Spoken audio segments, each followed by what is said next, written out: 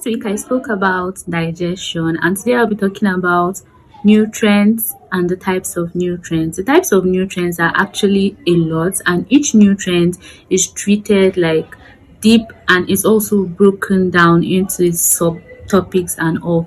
So after digestion comes metabolism. Metabolism is simply the conversion of the food absorbed and the nutrients into useful energy that the body can use. That's what the term metabolism refers to. Now, what are nutrients? Nutrients are those substances that our body need for growth, for energy, for regulation, for repairing of our tissues and stuff like that. Today we're going to talk about calories. Calories is the unit the body used to measure energy. Now, there are different sources of calories. There's carbohydrates, there's protein, and there's fat.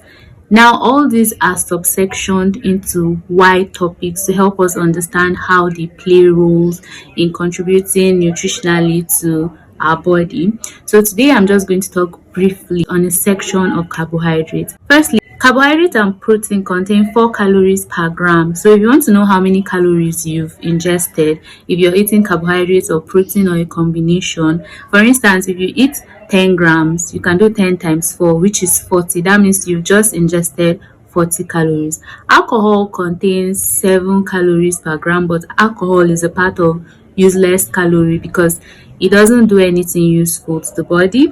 Fats then, on the other hand, also contain about 9 calories per gram. So fat is on the high side of calories. So taking too much fat is no good. This is because when it comes to calorie, there has to be energy balance. Now, energy balance is a term in nutrition that suggests that the amount of calories you ingest should be the amount of calories that you burn out. That's why it's also necessary to be mindful of the amount of calories you ingest. Now, we're going to talk briefly on carbohydrates. Carbohydrates, or carbs as some people refer to it as, do 2 main things for our body. They give energy to our body and they serve as fuel for our brain. Carbohydrates is broken down into 3 classes. We have the starch, we have the sugars, and we have the fibers. Now, one interesting thing I learned in this particular section is that our body cannot differentiate between sugars. You know, when you say, oh, this is healthy sugar, this is unhealthy sugar, our body does not have the ability to differentiate. When you take sugar, the body cannot tell that, oh, this is from fruit juice, oh, this is from carbonated drinks, or this is from Coke, this is from pineapple juice. It treats every sugar as the same. I think that's when the theory of smoothies come up, because it's more advisable to eat the fruit as whole because it contains fiber and other nutrients relevant to the body than just taking the juice from it and throwing away the chaff, which contains the main ingredient. So talking about sugar, I'm going to talk about a few types of sugars I learned. There's sucrose, which is the store-bought sugars that are processed sugars gotten from sugarcane and some other plants. There's fructose, which is sugar that occur naturally in plants and fruits like apple, pineapple, watermelon. Then there's lactose, which is the sugar that occurs naturally in milk. And people who find it hard to digest lactose, people like me, are called lactose intolerant.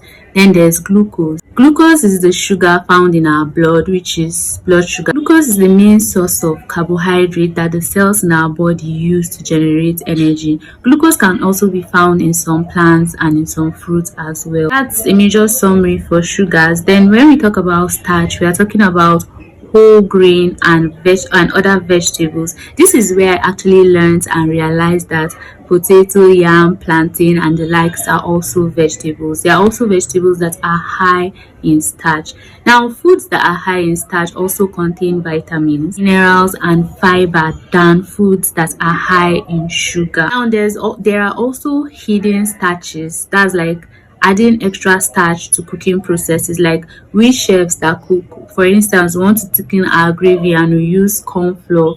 We dilute corn flour and add to the meal. It's also adding hidden starch. So this is increasing the amount of starch that the consumer is going to take, or the intake of starch the person consuming the food is going to take, something like that. Then the next part is fiber, but we'll talk about fiber in our next video because fiber is a little bit broad because we have what fibers are, sources of fiber, soluble and insoluble fiber, but we'll talk about it next week. I hope you learned something new from this video. Thank you for watching, and I'll see you next week.